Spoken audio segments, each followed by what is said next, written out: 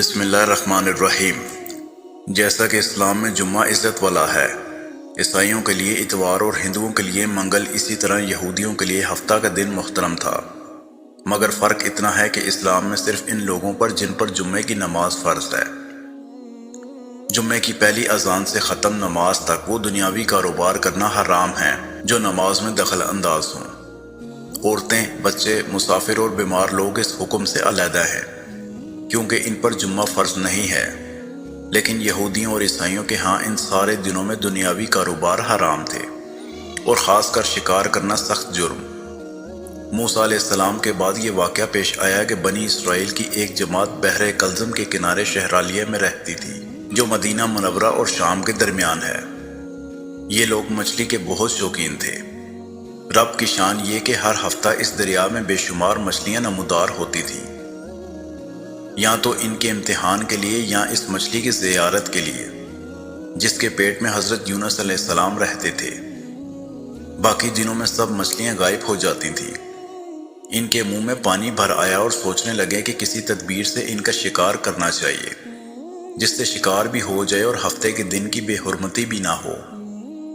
آخر ان عقل مندوں نے یہ حل سوچا کہ دریا کے ارد گرد بہت سے گہرے غار کھود دیے اور دریا سے اس غار تک نالیاں بنا دی۔ جمعے کی شام کو ان نالیوں کا منہ کھول دیتے تھے کہ پانی کے ساتھ مچھلیاں ان گھڑوں میں آ جائیں، اور اتوار کے دن ان گھڑوں سے پکڑ لیتے تھے اور کہتے تھے کہ ہم ہفتہ کو شکار نہیں کرتے۔ انہوں نے وہ مچھلیاں خوب کھائیں اور فروخت کیں، جس سے یہ بہت مالدار ہو گئے۔ 40 یا 70 سال تک ان کا یہ عمل رہا۔ یہ لوگ کل 70,000 تھے۔ ان کی 3 جماعتیں بن گئیں، ایک تو شکار کرنے والوں کی، دوسری اس سے منع کرنے والوں کی، اور تیسری خاموش رہنے والوں کی۔ یہ لوگ کل 12,000 تھے۔ جب شکاریوں نے ان کی نصیحت نہ مانی تو انہوں نے اپنے اور ان کے درمیان ایک دیوار بنا کر شہر کے 2 حصے بنا دیے اور کہا کہ ہم ان کے ساتھ نہ رہیں گے کہ ہم پر عذاب نہ آ جائے۔ یہاں تک کہ داؤد علیہ السلام کا زمانہ آ گیا۔ آپ نے ان کو شکار کرنے سے منع کی اور فرمایا کہ اے بے وقوفو، قید کرنا ہی تو شکار ہے۔ جیسے کوئی ہرن کو جال میں پھنسا لے، اس نے شکار کر لیا، کھائے یا نہ کھائے، اور کھائے تو آج ہی کھائے یا کبھی دوسرے وقت۔ عرض یہ کہ ہفتہ کے دن تمہیں شکاری کی ممانعت ہے، نہ کہ فقط ہاتھ میں پکڑنے کی یا کھانے کی۔ اس سے باز آ جاؤ ورنہ عذاب میں گرفتار ہو جاؤ گے۔ شکاریوں نے کہا کہ ہم تو بہت عرصے سے یہ کام کر رہے ہیں، اگر یہ برا ہوتا تو اب تک ہم کو امن کیوں ملتی؟ تب داؤد علیہ السلام نے یہ دعا فرمائی جس سے رب کا غضب آ گیا، اور رات میں یہ سب کے سب بندر بن گئے، یا جوان لوگ بندر اور بوڑھے لوگ سور بنا دیے گئے۔ ان کے عقل و حواس تو باقی رہے، مگر ان کی قوت گواہی جاتی رہی اور جسموں سے سخت بدبو نکلنے لگی۔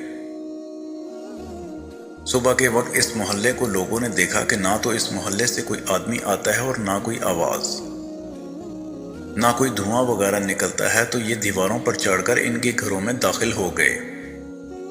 وہ بندر ان کو دیکھ کر ان کی طرف دوڑے اور ان کے قدموں سے لپٹنے لگے اور ان کے کپڑے سونگھتے اور روتے تھے۔ ان لوگوں نے کہا کہ کیا ہم نے تمہیں شکار کرنے سے منع نہ کیا تھا؟ وہ بندر سر ہلاتے اور آنسوں کو رخساروں پر بہاتے تھے۔ اس حال پر ان کو 3 روز گزرے اور سب ہلاک کر دیے گئے، نہ کوئی باقی بچا اور نہ ہی ان کی نسل چلی۔ لوگوں میں یہ مشہور ہے کہ موجودہ بندر ہی ان کی نسل میں سے ہیں، لیکن یہ غلط ہے۔ ان سے پہلے بھی بندر تھے اور یہ موجودہ بندر ان سے پہلے بندروں کی اولاد میں سے ہی ہیں، کیونکہ صحیح روایت میں ہے کہ کوئی مسیح شدہ قوم 3 دن سے زیادہ نہیں جیتی، نہ کھاتی ہے، نہ پیتی ہے، اور نہ ہی ان کی نسل چلتی ہے۔